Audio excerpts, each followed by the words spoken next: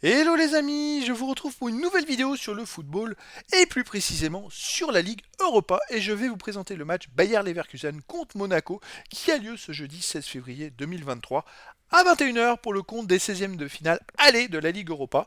Donc je vais revenir sur le classement des deux équipes dans leurs groupes respectifs. Le Bayer Leverkusen était en Ligue des Champions, Monaco en Ligue Europa. On va voir leur parcours jusque-là. On va voir également les meilleurs buteurs, le meilleur buteur et le meilleur passeur du Leverkusen en Ligue des Champions et le meilleur buteur de Monaco en Ligue Europa. On verra les 10 derniers résultats de ces deux équipes, toutes compétitions confondues, ce qui nous permet de voir la forme du moment et également les compos d'équipes probables possibles avec les tactiques éventuelles. Ce qui nous permettra d'avoir une idée sur cette rencontre, même si ça peut changer et évoluer d'ici le début du match. Donc le Bayer Leverkusen était donc en Ligue des Champions dans le groupe B. Ils ont fini 3ème avec 5 points en 6 matchs. Une victoire de nul, 3 défaites, 4 buts pour, 8 contre, moins 4 de goal average. Comme vous pouvez le voir, ils ont fini troisième devant l'Atlético de Madrid au même nombre de points. Alors ça a dû se jouer vraiment au goal average particulier entre les deux rencontres. C'est vrai que l'Atlético de Madrid, quand on voit les stats, a marqué plus de buts, mais ils sont derrière parce que je pense que dans le goal average particulier, dans les deux confrontations entre ces deux équipes, le Bayer Leverkusen était légèrement devant. Et ils ont fini derrière Porto et Bruges, loin de Porto et de Bruges, donc une qualification de justesse, on va dire, pour la Ligue Europa.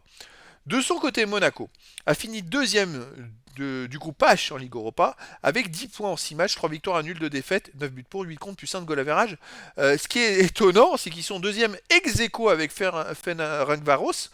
Ferencváros a moins 1 de goal average, eux ils ont plus 1, mais pourtant ils sont derrière parce que je pense que dans les deux confrontations entre ces deux équipes, ils ont été moins performants. Alors c'est vraiment dommage cette histoire de confrontation parce que on peut s'apercevoir que Monaco a un meilleur goal average, des meilleures stats, mais ils sont deuxième. Bon. Et ils sont de justesse devant Trabzonspor qui a fini troisième avec 9 points. C'est un groupe assez serré, on va dire. En tout cas, Monaco a maintenant sa qualif entre les mains, on va dire. Allez, les meilleurs buteurs pour Leverkusen. Robert Andrich, qui est 73e meilleur marqueur de la Ligue des Champions avec un but en 5 matchs. C'est pas terrible. Et côté passeur décisif, Jérémy Frimpong, qui a 2 passes décisives en 5 matchs et qui est 17e meilleur passeur de la Ligue des Champions. Côté Monaco, on a Wissem Ben Yedder, 3e meilleur buteur de Ligue Europa avec 3 buts en 6 matchs. Les 10 derniers résultats. Alors, pour le Bayer Leverkusen, c'est 6 victoires à nul, 3 défaites, 17 buts pour, 9 contre, plus 8 de goal average. Ils ont quand même enchaîné 5 victoires d'affilée entre novembre et janvier. Et puis après, ils ont fait 2 défaites de suite à domicile contre Dortmund et à Aubourg. Et là, ils viennent de gagner 3-1 à Offenheim. Ça alterne, voilà, le bon, le moins bon. Ils font pas beaucoup de matchs nuls, mon contre Bruges. Ils ont fait match nul, mais c'est vrai que c'est aléatoire. Voilà, le Bayer Leverkusen, c'est aléatoire pour l'instant. Côté Monaco, sur les 10 derniers résultats, ça marche plutôt pas mal. C'est 6 victoires, 3 nuls, seulement une défaite, 26 buts pour, 14 contre, plus 12 de goal average. Monaco marque beaucoup de buts.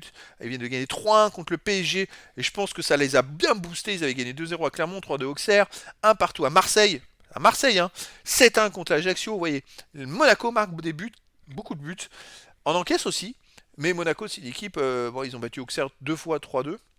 Parce qu'ils avaient gagné la 16e journée. C'est vrai que pour Auxerre, c'est pas de chance, ils sont relégables. Perdre 2 fois 3-2 contre Monaco, c'est un peu frustrant. Mais voilà, Monaco reste sur une très belle victoire contre le PSG 3 buts à 1. Donc ils sont capables du meilleur. Et justement, je sais pas, en tant que Français, je pense que les Français seraient bien contents de voir Monaco passer contre les Leverkusen. Mais après, dans le foot, tout est possible, hein.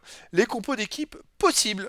Alors, pour les Leverkusen, gardien Radeki, défense Kosunu, Tapsoba, Incapié, milieu de terrain, Frimpong, Palacio, Andrich, Becker, attaquant Diaby, Lozek et Adli du 3-4-3. Monaco, gardien Numel, défense Aguilar, Disasi, Maripan, Xiao, Enrique, milieu de terrain Diata, Fofana, Camara, Golovin, attaquant Mbolo ou Ben Seguir et Ben Yedder.